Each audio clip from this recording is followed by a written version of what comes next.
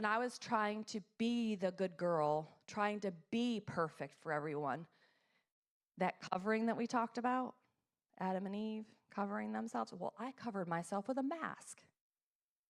Depending on who you were and depending on what you wanted in the moment, I was that. We can all wear masks. And so I was one way for one person, another way for another person, and then I have another person saying, just be yourself. I'm like, what version? Do you want the happy version or do you want the fix-it version? Which version do you want? Well, when you're trying to know your identity, when you're trying to be who God created you to be, and you have to be a different version for everybody, I remember looking on the faces of man or looking on the faces of the people in my home, because if I didn't, I wouldn't survive it, because I might get hit.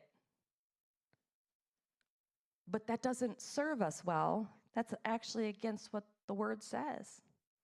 We don't look on the faces of man. We look at Jesus. So, once, we're going to back up a little bit, and in Isaiah 14:13 through 14 in ESV, we look at the fall of Lucifer once again. Before he fell, what was he saying? What was prefaced of his fall? What was he saying that he then fell out of heaven? He said, I will ascend. I will set my throne on high. I will sit on the mount of assemblies in the reaches of the north. I will ascend above the heights of the cloud. I will make myself like the Most High. You might not be saying exactly that, but I know I was saying, I will do it. If it's meant to be, I will do it. I'm the only one that can get it done because I felt like that was my job.